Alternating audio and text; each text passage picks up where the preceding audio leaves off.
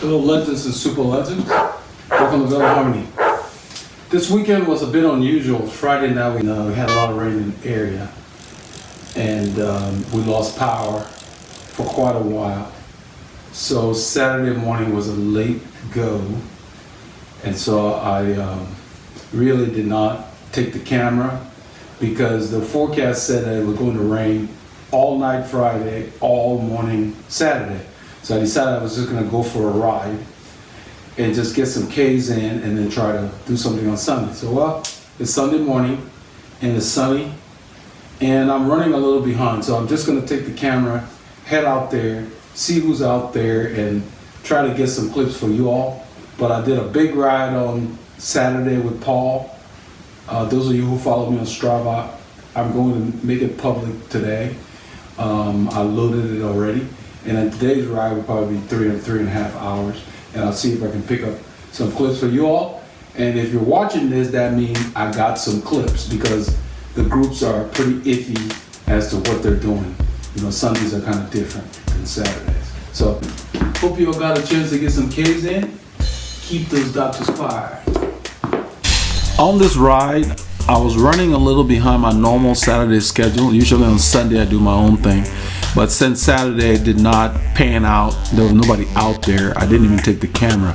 So today I rode out, followed the route Fish Creek. Since I missed Mo's group, my goal was to get out there and pick up the half of his group that usually head back. So you would see me do a U-turn right there and chase the group as they were coming back on 2854. And that's where I started the clips. We cut through the Grand Lake Estates up to Honia, Egypt, and came back into the woodlands. There were only 3 guys coming back to the group. It must have been a small turnout. But anyway, I got some clips and I hope you will enjoy. I hope you all got a chance to get some K's in. It was a beautiful, fair weekend and the weather reports were really completely off.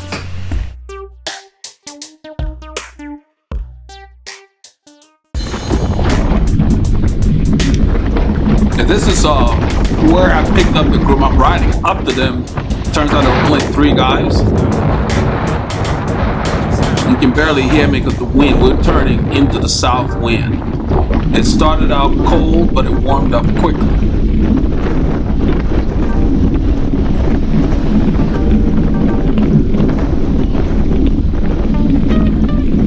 So I got the names of the guys. You'll probably hear me asking them for the name during the ride. But that's John in front of me here. John looks like he needs his position tweaked. All that movement. The guy in front of John, his name is Peter, and the guy pulling right now, his name is Richard.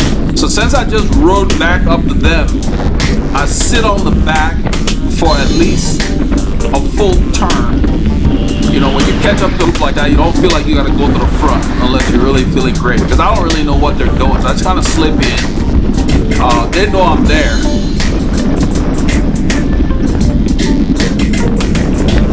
Because they saw me when they came by.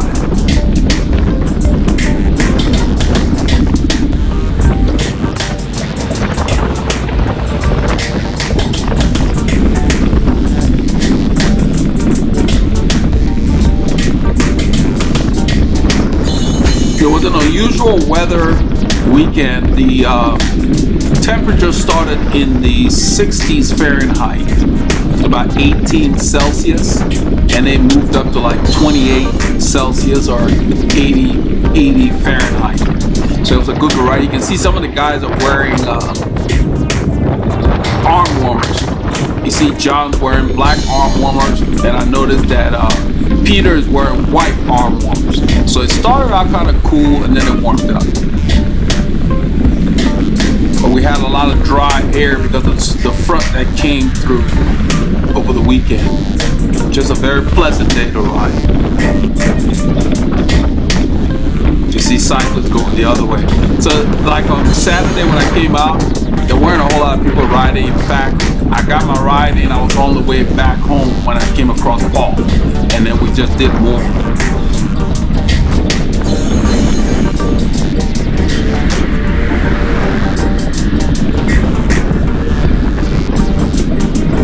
So Richard's pulling off. Peter's gonna take over. I don't know if I rolled through here or I let him come in. I think I rolled through here. I guess I've been sitting there enough. So if you catch up to a group and you're tired, in that situation you would leave a space for Richard to slip in front of you. But I'd already recovered after chasing up to them.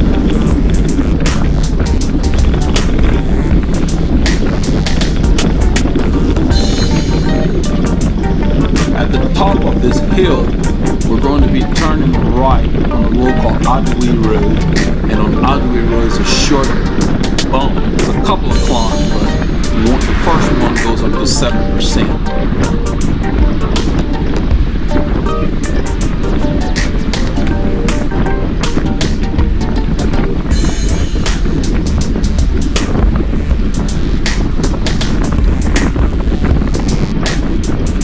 Peter's driving the pace.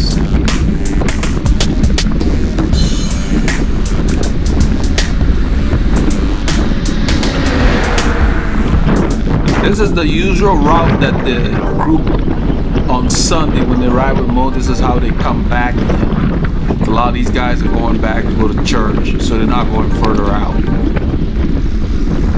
So we turn right here.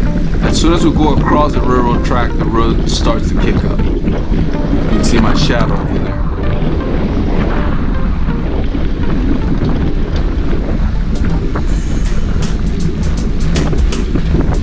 So we're all standing here. You see my cadence in the 80s. Even though I'm standing, I'm not in a huge gear. I may be in a 53, 23, or 21, something like that. At that cadence, I can stand for a very long time comfortably.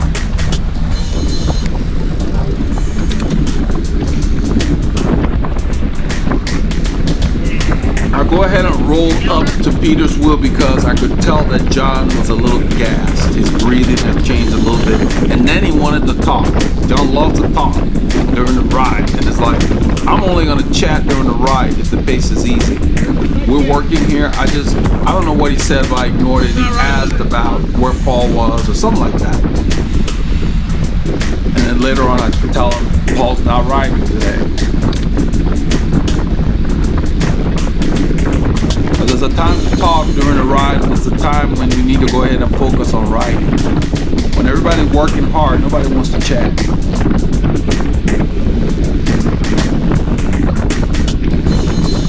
Unless it's about something that pertains to what's happening at the moment. John loves to talk about all kinds of other stuff. At this point, I don't remember John, but he remembers me. I can tell because he's asked about Paul and so forth. He was familiar with the camera. And then later on, I catch on that, oh, you're the guy with the numb hands. He had ridden with Team RR on one rainy ride, and he had mentioned that his hands go numb even when he's sleeping.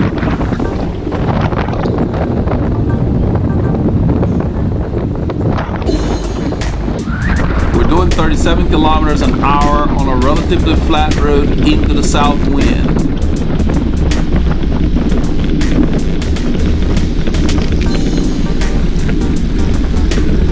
This is the Keenan Cutoff Road. We're going to take that, turn right, and go on the Hills Parkway, which becomes Grand Lake Estates. Cut through. There's a big subdivision we'll cut through, and it will take us to Honia, Egypt. I decided to film this section because we've never really done a lot of filming in here. We've done a lot of filming earlier in the ride, so it was a perfect opportunity to film this entire neighborhood. You guys will see the beauty of it. It's a vulture over there. He's cleaning up stuff. Big birds. They're all over the place. We see them all the time.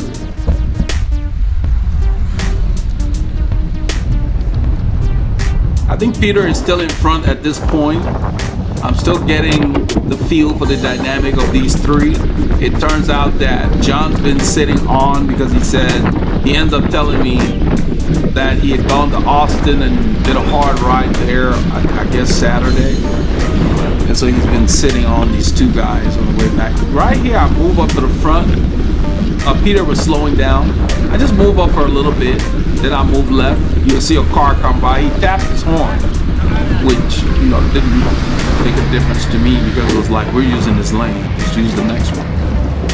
But I guess he wasn't sure whether I was gonna stay in this lane. So I just roll to the front, roll through, slip back to the rear. I'm behind Richard. You look up the road, you can see why we come through here. It's beautiful. A lot of rollers in this subdivision, and it's quiet all the time.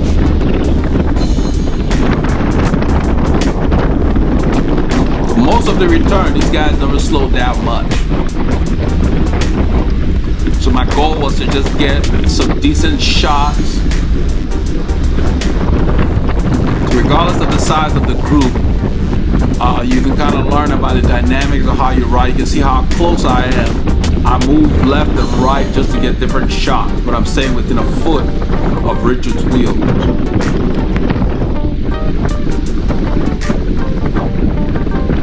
The wind's picking up. It's later in the morning. So the goal here is to save my energy, because I know for a fact that on Honia Egypt, we always ride it fast, and then we got that little climb at the end that kind of goes for about almost 1.5 miles to 2 miles with that bump. So you always have to save something. I stay a little to the left to kind of get a good shot. John is finally at the front pulling. It's hard not to notice that he has a lot of rocking from side to side, which is a sign that his fit needs to be tweaked. You see how stable Richard is in front of me here, and also Peter. All these guys ride with Mo. John went there this morning. He tells me later in the ride that he rode from his home and met them.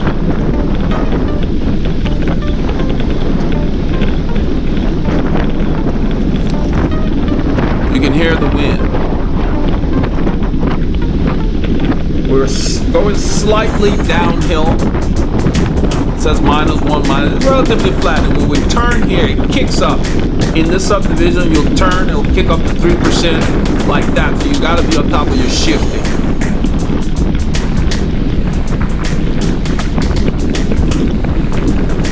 I like coming through here because during the week, if I have the time to come out here, I can do 10 minutes in here without being disturbed. So I always plan my route with these kind of sections in mind, where I can do 10 to 20 minutes sessions without interruption. I'm back on my full program, so next week I will be riding with Mo's group on Saturday.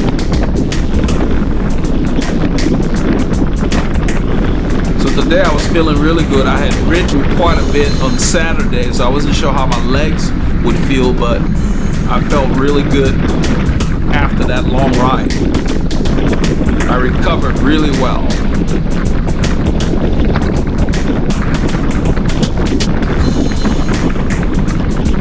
I get closer because the wind's blowing from our right and in our face. We have a southeasterly flow, and we're headed east right now, mostly. We're headed southeast. I think it must be roadkill, yeah. Oh, no, actually, that's from the animals out here. A lot of people have horses and stuff.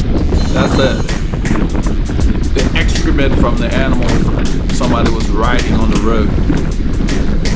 Right here, the road begins to kick up. You can see where it says grade 2%, 4%. It gets there quickly, then it releases like a sprinter's bump. So you're either going to have to stand or you're going to have to shift down to keep your cadence consistent. And throughout this neighborhood, that's why we come through here, it's up and down. And then you have sections where you're fighting the wind. So you get a great workout coming through here.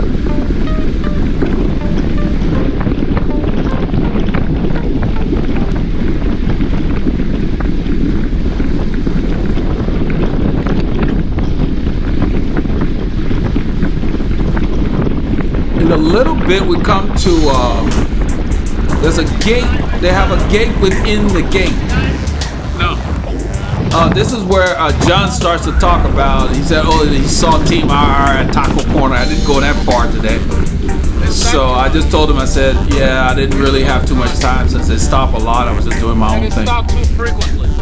So I told him, I said that since it stopped too frequently, unless I have a lot of time, I don't, ride with them because I end up just doing my own thing anyway. So we get through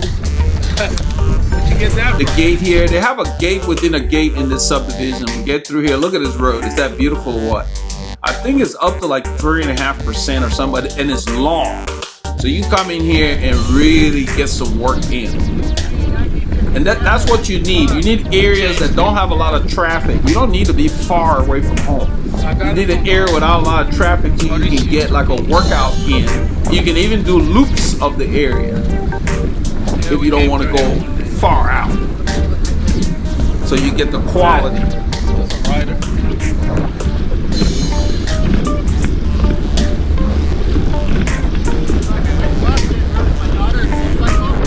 So John starts talking about where he went to Austin to visit his daughter, and he rode hard, and he's been sitting in, and these guys have been towing him back in because he's tired.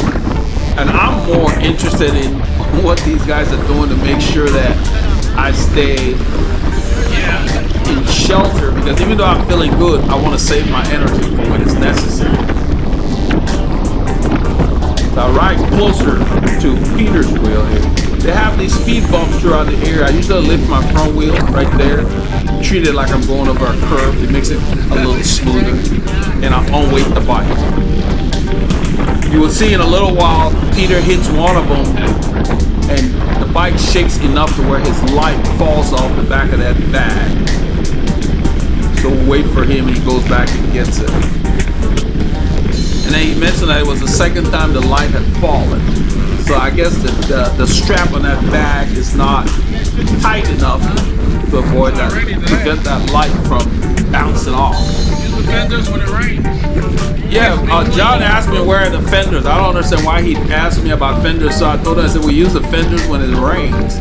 I mean, I don't understand why people ask unnecessary questions. He just likes to chatter. And it was like, I'm riding here, so I move up to discourage the conversation. So why are you asking me about fenders on a sunny day?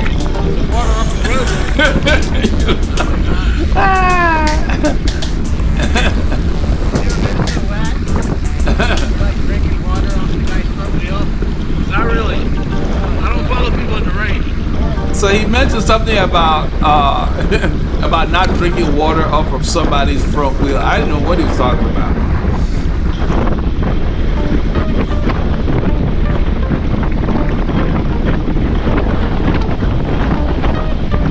So when you're working hard in a group and somebody starts to chat, don't feel like you have to participate. What's your name, buddy? Unless you're in the mood for it or it's comfortable. This is where I asked Peter for his name. And then I introduced myself. What's your Melvin? Eldred. Yeah. You hear the wind. It's hard for him to hear me. That's why he asked again. It's very windy. The camera, I mean, I dub the wind when I do these edits, so it does not really give us exactly 100% what we're experiencing out there. When it's very windy, you can't hear very well.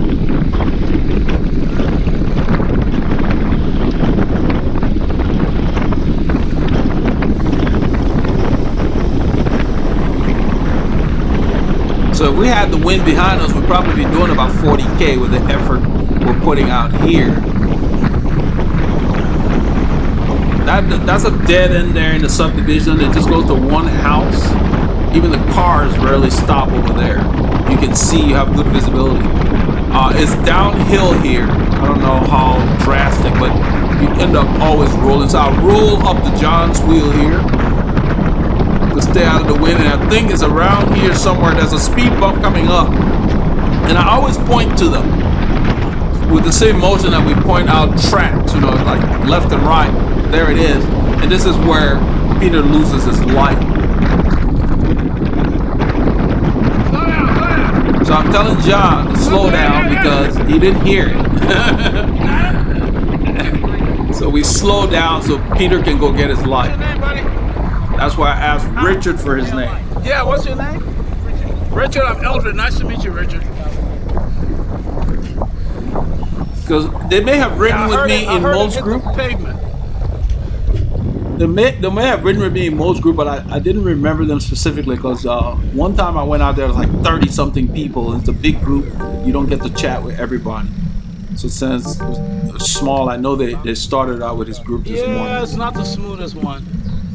So we're talking about that bump. So Peter's getting his light.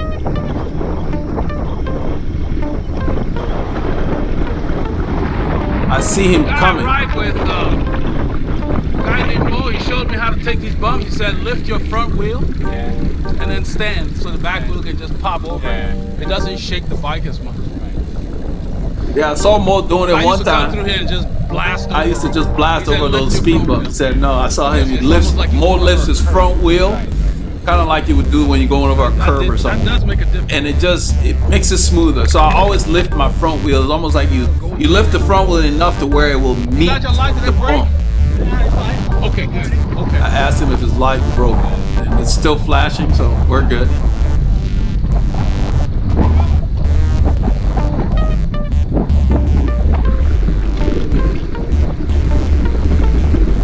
So it's all those little things that I picked up just watching some things that Mo does or other cyclists do. And then sometimes I will ask, why are you doing that?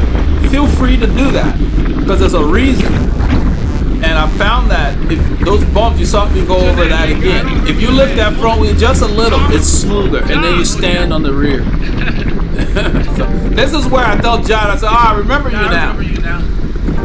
You're the guy with the numb hands.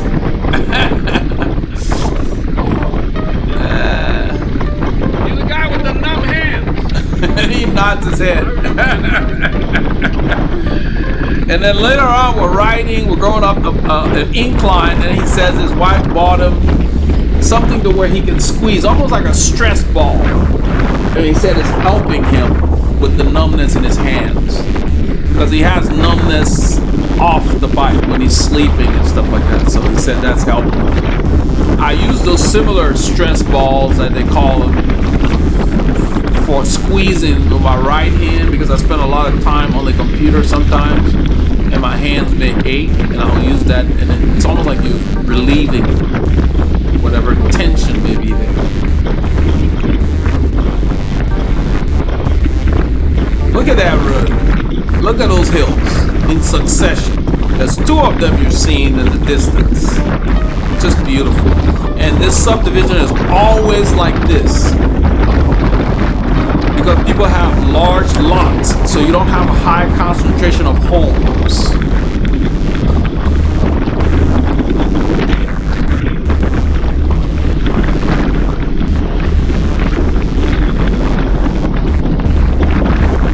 And look how smooth the pavement is. Other than the speed bumps, it's beautiful through here.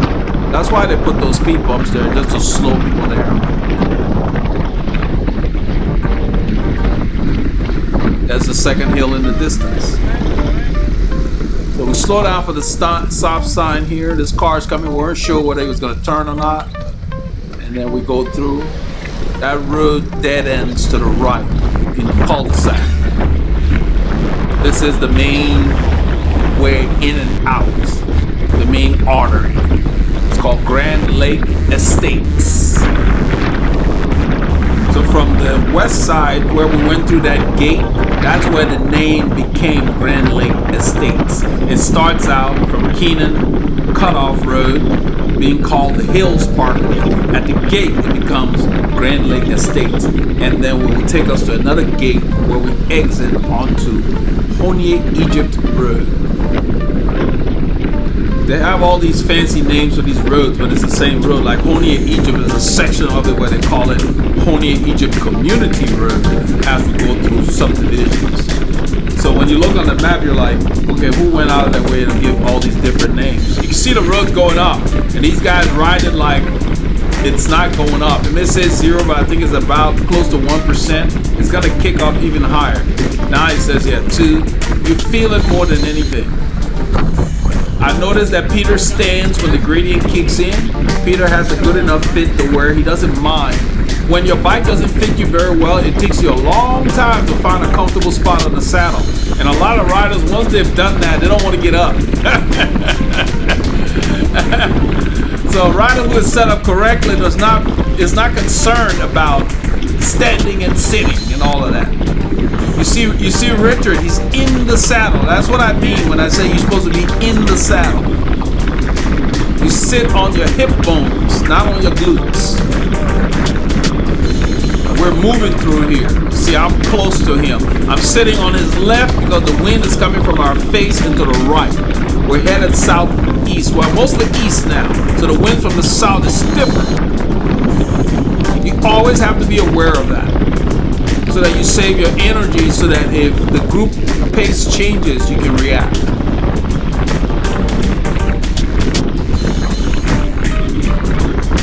And all I pay attention to are my legs. How do they feel? And for some reason, after that long ride yesterday, it was like I was on autopilot today. I had really good legs. So I just sit in. I think I rolled through here. Yeah. It felt like he was slowing down. I don't know if I turned the camera around or not, but most likely I probably did. So I know it's gonna. That's why I don't come through too much when I'm holding the camera.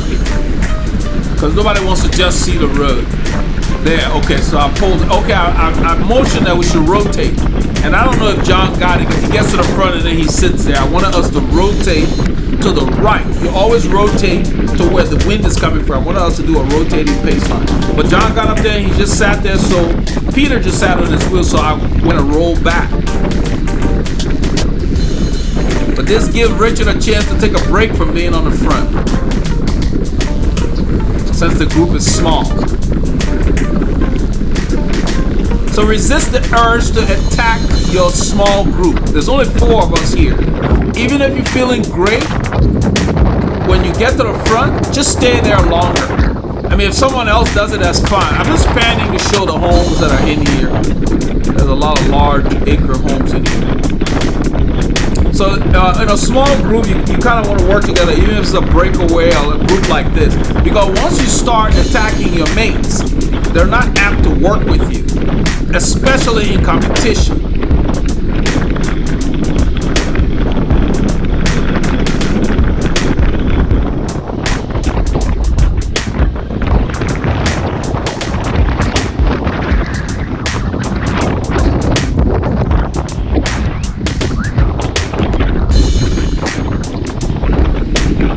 Turned out to be a spectacular weekend. Our weather folks really blew. They really missed Saturday.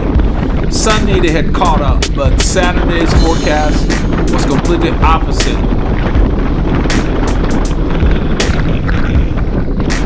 So for me, that's why I go outside and check. You can't depend on that. You can verify yourself. So throughout here, the undulations are there. It's up and down, up and down. A lot of these roads here are dead end into cul-de-sacs. So when we come through here, if nothing's coming, we just go. Those are all cul-de-sacs. This is the only way in and out of this subdivision. That's why they have gates on either end of it.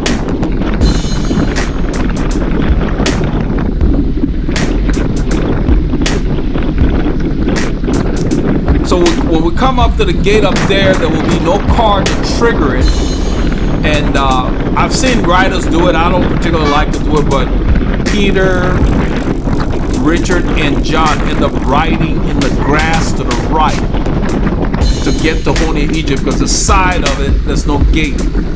I go ahead and use the exit gate, which stays open for some reason in this subdivision. Well, it was open this morning anyway. I used that to get to Honia, Egypt instead of riding in the grass, because with all the rain we've had, I was concerned that it might be kind of mushy. So I just told her, I said, why don't we use the exit gate? But Peter didn't hear me, and I guess that's what they're used to doing. So they go that way, I take the exit gate, there's no car coming, and it's open. The exit gate on the right, the entrance gate is on the left. So I go to the entrance gate on the left here, which is open. There's nothing coming. You can see the road when you're like through this exit gate that they're at. They go in the grass over there. This is Honia, Egypt Road. Usually when a car triggers that gate, that's how we exit. I check for cars, nothing's coming, I roll out. Because it's so soft in there, Richard is now slowed down because he's taking it. He's a big guy, you got these little tires. You gotta be careful on wet grass or wet soil. So he's still in there trying to get out. So we're aware of it, and we'll go ahead and turn off the power and wait for him.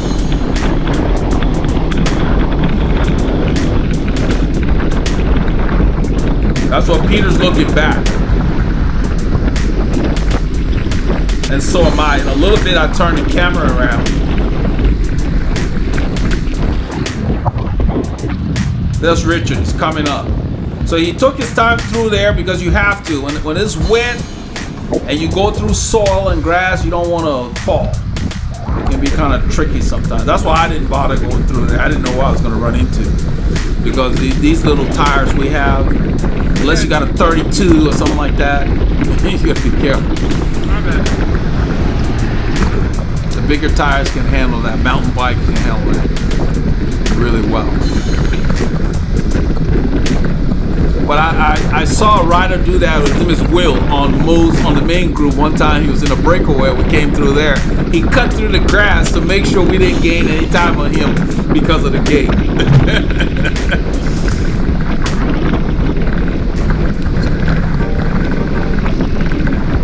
So I already told Peter that we're all together. And we'll go ahead and pick it up.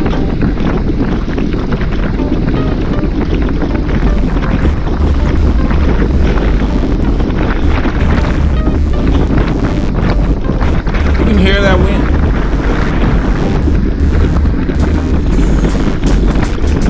We're headed east. The wind is coming from east and south. On this section here, it says we're heading east, but then it's going to turn to the right, which is south, in maybe 2 kilometers. This road is so twisty and turny. That's another reason I came. There's good shelter from the trees on either side of the road. There are subdivisions behind these trees, and there are like industrial complexes in certain areas, but they're small enough and sparse enough to where you don't have the high volume of traffic on this road.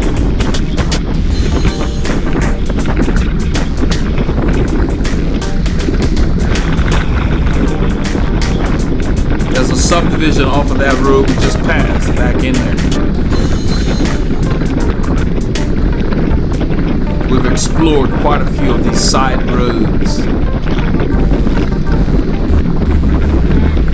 I tell him car back so he doesn't pull off at this time. That's the reason. We're using enough of the road so that car can come around when it's safe. I don't like them passing in the curb like that. There's a hole right there that's been washed bigger. See that? It was small last week because of the storm on Friday. We want to make you call that out. So Peter's done pulling and he waves up John. And I get on John's wheel. Look, that's a hole that can cause you to crash. You don't want to. That's why you have to read the road when you're riding your bike, wherever. But I read the road to avoid those little stones, you know, the crushed rocks that people buy commercially. The trucks drop them on the roads all over the place. You don't want to go over those. It cause flats, pinch flats. So I avoid all of that. And when you ride a bike, whatever you see that you don't want to go over, don't look at it. Look away from it. Because your bike will track where your eyes go. Just try it the next time you're out. So if you look at that stone, you will hit the stone. Look away from it. Look away from the crack you don't want to go through on your bike.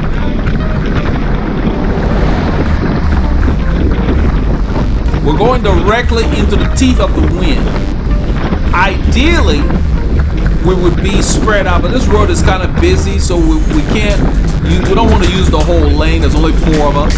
But for the most part, the best draft or the ideal draft would be a little to his right. The road shoot up on the right, so we move over to take up the left side of the lane. You can see where I move over just a little. You want to be behind him, but slightly to the right, where the wind is coming from in our face and to the left. But it's more from directly in front of us than it is from the left.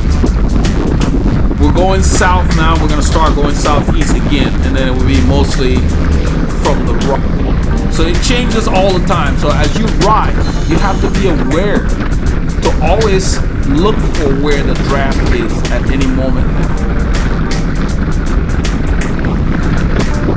And he stayed up here for a while, and since he had told me that he was tired and these guys had been pulling him, I was a little concerned that he was sitting up there so long, because this pace is not particularly easy.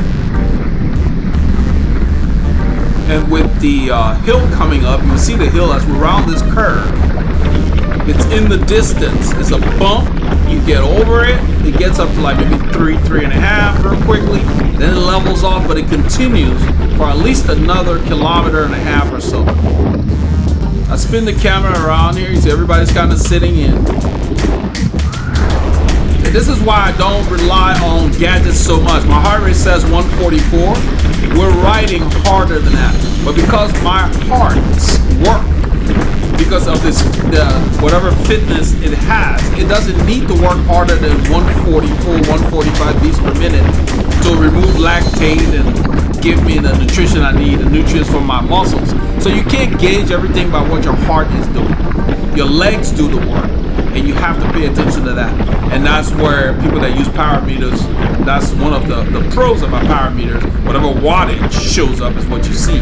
But I ride by feel, so it doesn't matter whether I can see the watts I'm putting out or not.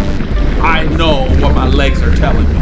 As we begin, I shift down a couple of cogs. I'm on the 53, and on this bike I've got an 18, so I shift to the 53.21, right about here.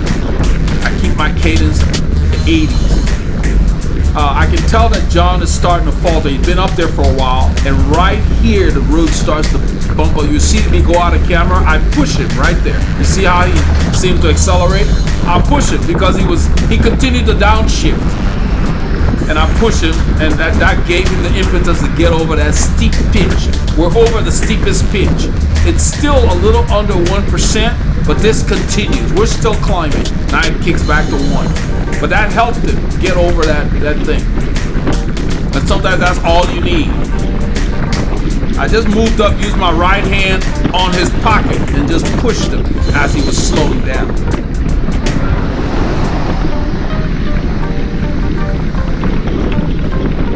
Probably 2 weeks ago, I would have been struggling on this climb after taking that 10-day off. But now that I'm back on my program, it didn't feel that hard.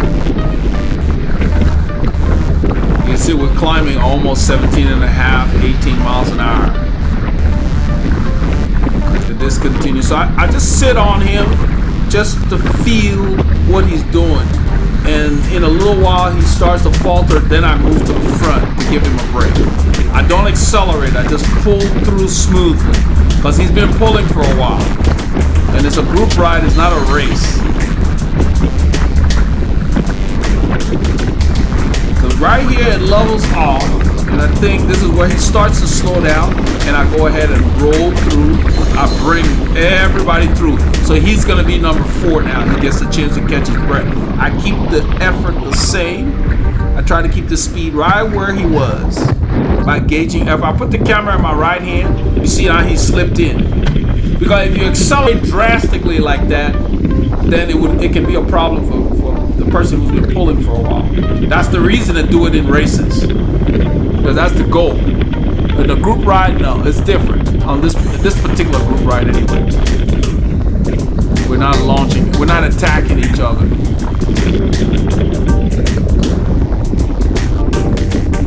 So this road, this part of it goes up and down, levels off. So you've got to really be ready. I'll go ahead and shift up another cog. You see my cadence in the 80s. I just changed the camera back to my right hand after I shift. It's hard to shift with the camera in my right hand. So a lot of times we'll hold it in the left. I'm holding it in the right so you can get a good view of the rear.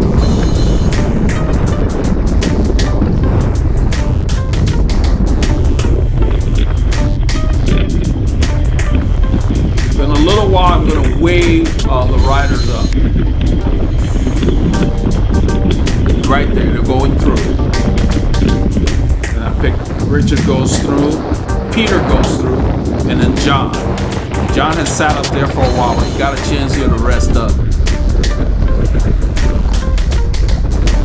So that's pretty much how you want to do it. You want to ride with the people you're in the group with, because it's not a competition. I mean, if you guys are attacking and so forth, that's fun, that's great. But when you're all trying to share the work, the group as a whole can move faster than one rider generally. So you want to work with your group. That's what they mean when they say riding together. Not coming out there and riding away from everybody and then waiting at the store for them. You didn't ride with them. There's a lot of groups that get that mixed up. Now, I understand the groups that will split up into sections like group A, group B. That's good. But the idea is that learn to ride with the people you're riding with at your level so you can pick up group skills. So by us riding like we're doing, the four of us were able to cover a great distance with somewhat relative comfort. There's nothing coming. We're going to use the shoulder anyway. We go ahead and turn. You can turn right on red in Texas. And I think California's probably a bunch of other states. So I was watching John there because he left a gap there and he moved up and closed it. Watching to see what he was doing. This road has a segment from the next light to 1488 is a Strava segment. A lot of times people will pick up the speed in that section. I didn't know whether these guys would do it, but I was pretty much ready for anything. My legs felt like themselves today. Felt really good, so I'm just watching at this point. I'm a little to the left. I'm on the road. I'm in the main lane. There's a cyclist coming up in a little while. We'll end up using the main lanes to go around him. This is where there's a segment somebody defined, starts on this light. And everybody picks up the pace. There's a lot of debris there they're pointing at. So a lot of times when we come through here with Jerry and then they go for this segment, depending on the conditions. But since we're going into the wind, this is not a day you want to try for a segment in this direction. The cyclist up the road is kind of small right now, so I think Peter goes around Richard here. Yeah. He picks up the pace. We'll end up doing about 40 kilometers an hour. So we're going into the teeth of the south wind. That's where you can get a good workout. The road's relatively flat, so you can see my cadence is high. So on a flat road, I use higher cadences to stay on top of my gear and to react to changes in speed. I'm probably spinning at 17 at about 100 RPMs in a 53. And we go around this cyclist on the right. Saw how we passed the guy. We didn't yell on your left, all that foolishness. We gave him enough room. He looked like he knew what he was doing. We didn't need to yell at him and startle him. I let Peter know that the lane is clear, that he can use it. I look behind. We're going to be turning left. This is 1488 coming up. This is where their ride started. This is the area I ride from my house to. Especially on the weekends, a lot of the rides start out here.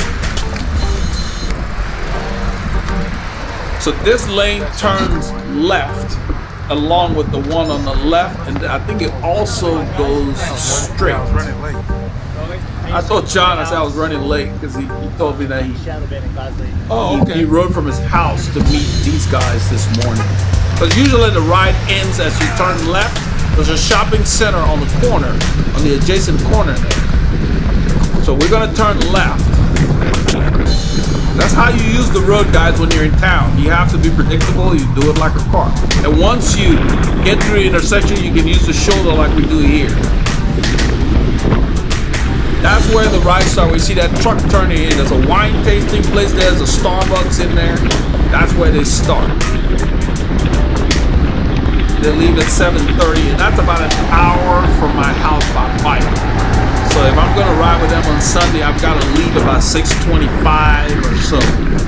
Especially depending on what the wind is doing. If it's windier, I'll leave like 6:15. Give myself 10 minutes more or so to deal with the wind. So I ride up here to Petersville. We're pretty much done riding. This is taking us, we're on 1488 headed east, and that's Old Egypt Lane coming up right there that we usually take when we're heading out. So I want to thank you guys for making the time to watch this film today. This is what I did on Sunday. I hope you got a chance to get out there and get your K's in to keep those doctors fired. So right here, Peter goes straight, he's going home. John and I turn here. We're headed south because I'm gonna ride home, and John and I go part way together, and then he goes on Sterling Ridge. Where are you going? I'm going back home.